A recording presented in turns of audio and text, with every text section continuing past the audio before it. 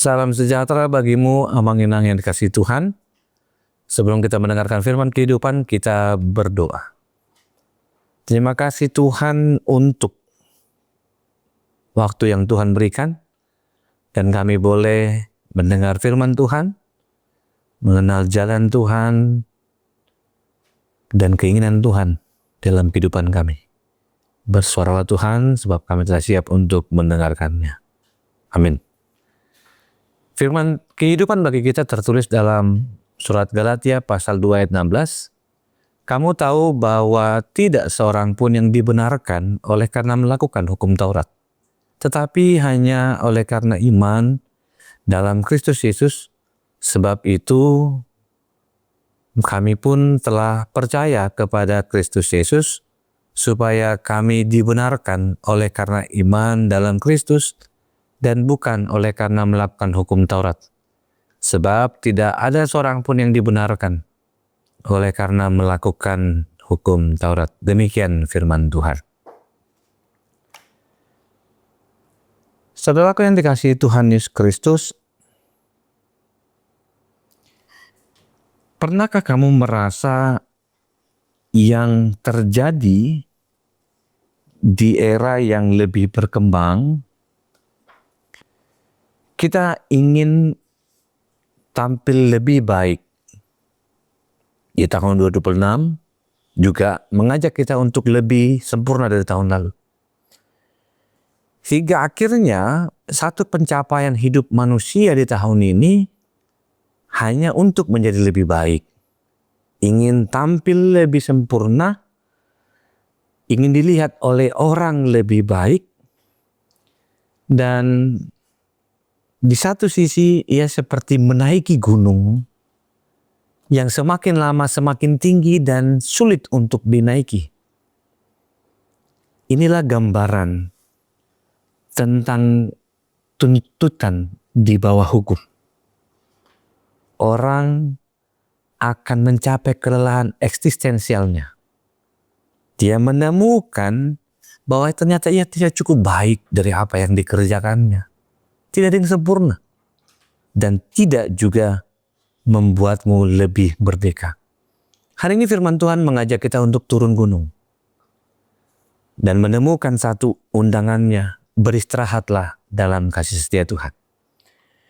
Saudara yang dikasihi Tuhan Yesus Kristus, firman Tuhan hari ini adalah satu bagian dari tulisan Paulus yang mengajak kita dengan nada yang emosional, di mana Petrus ditegur karena kemunafikannya untuk menjauhi orang-orang non-Yahudi. Ia melakukan itu karena tuntutan dari kelompok legalis yang fanatik dengan hukum Taurat. Hidup di dalam aturan yang tidak memerdekakan, karena itu kita diajak dengan lebih dekat. Percaya kepada Yesus saja tidak cukup. Harus mengikuti hukum Taurat dan adat Yahudi. Itu yang mereka katakan. Dan mereka menekankan tentang satu bagian yang membuat kita akhirnya lelah di dalam memahami firman Tuhan. Saudara yang dikasihi Tuhan, kita tahu bahwa satu bagian perjalanan iman kita adalah melepaskan kelelahan itu dan hiduplah di dalam kebenaran. Kebenaran bahwa Tuhanlah yang membuat kita merdeka. Tidak melulu menjadi orang yang bersalah. Firman Tuhan katakan kamu tidak bersalah. Bukan karena kamu tidak berdosa, tetapi karena statusmu telah dipulihkan, menandakan kita pernah menjadi orang yang tidak sehat. Saudara yang dikasihi Tuhan, seorang pematung besar bernama Michelangelo pernah ditanyakan hasil karyanya yang membuat patung David yang begitu sempurna dari sebuah bongkah marmer yang kasar. Dari sekian banyak pertanyaan, Michelot akhirnya menjawab, David sudah ada dalam marmer itu. Saya hanya membuang bagian-bagian yang bukan adalah David. Amang inang yang dikasih Tuhan Yesus Kristus. Firman Tuhan mengatakan kepada kita, tidak ada seorang pun yang dibenarkan oleh karena melakukan hukum Taurat. Untuk menjadi lebih baik, menjadi sempurna, untuk menjadi lebih dekat dengan Kristus. Untuk lebih memahami satu panggilan dan keberadaan kita. Kamu hanya butuh untuk mengeluarkan bagian yang bukan dirimu. Yang kita sebut itu dosa.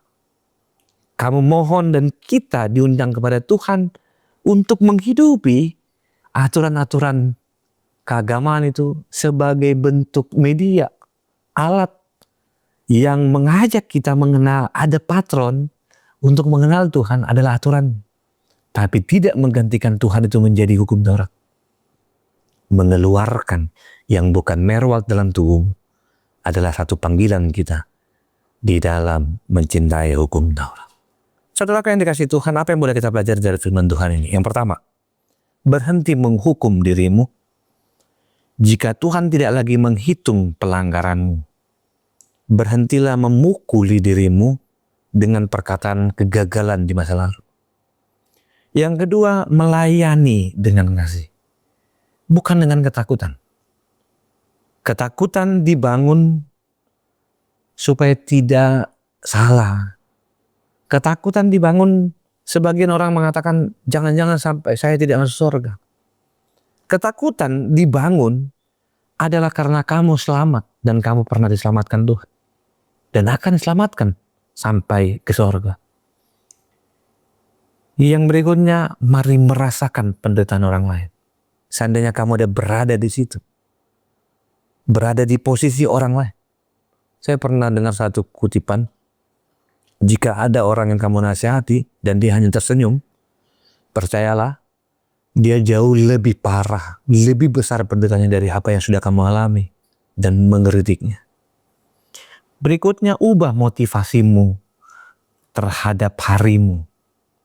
Bahwa hari ini bukan kamu terima karena kebaikanmu, tapi karena Kristus yang melakukan hal yang hebat dalam dirimu. Yang terakhir, lakukanlah kebaikan itu secara diam-diam. Cobalah berbuat baik tanpa ingin Tuhan atau orang lain tahu. Itulah hukum yang pertama dan utama, mengasihi. Bukan karena orang lain. Mengasihi adalah karena bentuk kamu mencintai hukum Tuhan. Jika ada orang yang berduka di sekitarmu, mari doakan mereka tanpa dia minta. Jika ada orang bergumul di tengah keluarga, doakan dia tanpa dia minta. Jika ada orang yang kelelahan di tengah-tengah keluarga dan pekerjaannya, tanpa dia minta, mari doakan. Di saat itulah kebaikanmu sempurna, karena kami hidup di dalam cinta akan Tuhan. Karena itu, amanginang saudara yang terkasih, ini bukan undangan secara teologis, tapi undangan praksis kehidupan beriman. Undangan untuk bernapas lega, untuk tidak membuat sempurna dengan hidup yang kamu lakukan, tapi sempurnalah karena kamu dicintai Tuhan. Dan kecintaan itu, mari bagikan dengan hidupmu jauh lebih baik hari lepas hari. Tuhan mengasihi kita. Mari datang kepada Tuhan dan Ia menuntun kita mengeluarkan yang bukan diri kita. Amin. Kita berdoa. Terima kasih Tuhan, firman-Mu kami boleh menghidupinya dan mengatakan kepada dunia bahwa hukum-Mu baik. Dan ajarlah kami untuk melakukannya bukan karena kami takut. Tapi melampaui itu kami mengenal Tuhan melalui hukum itu. Dan kami pun diajak untuk mengenal yang lebih baik dalam diri kami adalah karena Tuhan telah menciptakan kami dan memberikan kami hari-hari baru untuk menjadi lebih sempurna dengan Tuhan, di mana kami mengeluarkan yang bukan dalam diri kami. Dan kami diundang untuk melakukannya di dalam perkenanan Tuhan. Berkati Tuhan orang yang bergumul dan gereja-Mu dan setiap orang yang berduka. Tuhan yang menolong kami. Kasih anugerah Kristus Yesus, kasih Allah Bapa, Dan persekutuan Roh Kudus memberkatimu dan menyertai. Amin.